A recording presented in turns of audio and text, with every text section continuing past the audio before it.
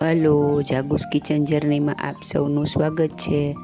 Friends, આજે આપણે ગુંદાનું એવું શાક બનાવીશું ને કે તમે પહેલાં ક્યારેય આવા સ્ટફિંગથી શાક બનાવ્યું નહીં હોય કે ખાધું નહીં હોય. તો ચાલો આપણે શરૂ કરીએ. સૌથી પહેલાં મેં 250 ગ્રામ ગુંદા લીધા છે અને તેને ધોઈ અને તેને ઝુમખામાંથી છૂટા કરી અને કોરા કરી લીધા છે. હવે આપણે એક પ્લાસ્ટિકની શીટ લેશું. આવી કોઈ પણ શીટ ચાલે. ત્યારબાદ તેમાં આપણે આવી રીતે ગુંદાને રાખી અને તેની ઉપર આવી રીતે ટેપ કરી અને તેની અંદરથી આપણે તેનો ઠળિયો કાઢી નાખીશું. બધા ગુંદામાંથી આવી રીતે ઠળિયા કાઢી નાખવાના છે. એકદમ હળવા હાથે ટેપ કરી અને પછી અંદર ગુંદાને આવી રીતે અંદરથી ઠળિયો કાઢી લેવાનો છે. ગુંદા આખા જ રહે તેમ રાખવાના છે, કેમ કે આપણે ભરવાના છે. આ એકદમ નવા જ પ્રકારનું સ્ટફિંગ છે. તમે જોશો તો તમે કહેશો કે આ રીત પહેલાં કેમ ન આવી. હવે આપણે થોડી 1 ચમચી જેટલું મીઠું લઈ લેશું, એટલે કે નિમક લઈ લેશું. ત્યારબાદ ગુંદામાં આવી રીતે અંદર એક આંગળીની મદદથી તેને ફેરવી દેશું, જેથી તેને બધી ચીકાશ જતી રહે.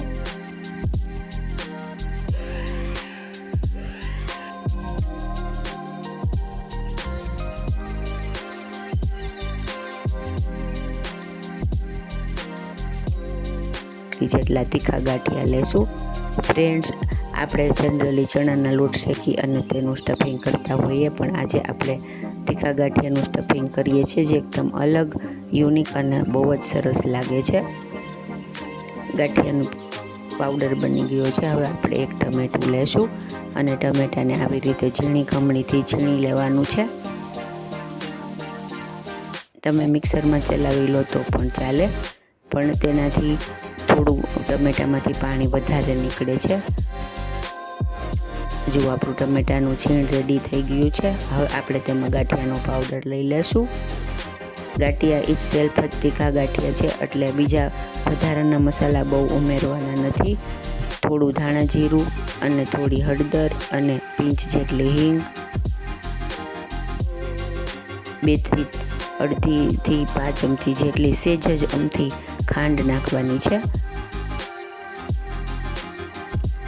તમે ખાંડ ન ખાતા હો તો તે સ્કીપ કરી શકો, પણ આમાં ખાટું મીઠું સ્ટફિંગ સરસ લાગે છે.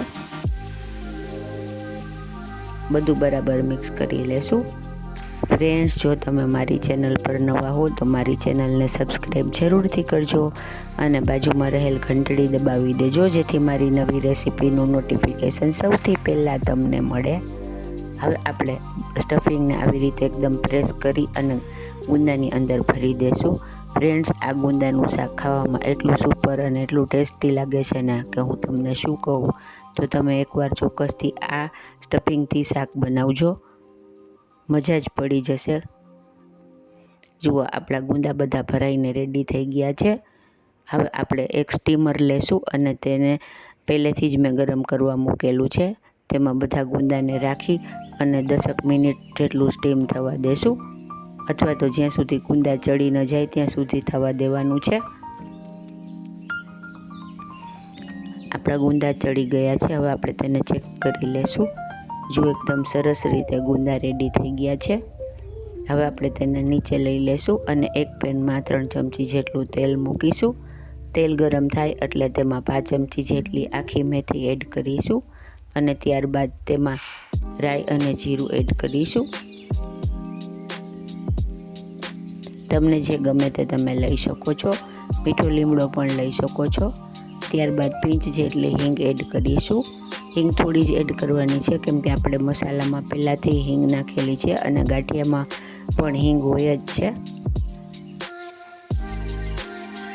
બધું સરસ રીતે તતડી જાય એટલે આપણે તેમાં ગુંદાને એડ કરીશું. સરસ રીતે ચલાવી લેશું. સ્ટફિંગ વધે તો તે પણ પહેલાં જ એડ કરી દેવાનું છે, બાફવા ટાઈમે જ. થોડી વાર આવી રીતે આપણે તેને તેલમાં સાંતળી લેશું. વધારાનું સ્ટફિંગ એડ કરી દેવાનું છે. હવે બધું બરાબર મિક્સ કરી દેશું. આ સ્ટફિંગ ચડેલું જ છે, કેમ કે ગાંઠિયા છે અને ટમેટા છે, એટલે એને તમે વઘારવા ટાઈમે નાખશો તો પણ ચાલશે. હવે આપણે તેને સર્વ કરીશું અને ત્યારબાદ ઉપર કોથમીર ભભરાવીશું. છે ને એકદમ જોરદાર અને એકદમ યુનિક સ્ટફિંગ સાથે આપણું ગુંદાનું શાક. તો તમે અત્યારે ગુંદા સરસ આવે છે તો આ સિઝનમાં ચોક્કસથી બનાવજો અને મારી રેસીપી તમને કેવી લાગે તે મને કોમેન્ટ બોક્સમાં જણાવી અને મારો ઉત્સાહ વધારજો. ફ્રેન્ડ્સ, જો તમને મારી રેસીપી પસંદ આવી હોય તો મારી ચેનલને લાઇક, શેર અને સબસ્ક્રાઈબ જરૂરથી કરજો. ધન્યવાદ.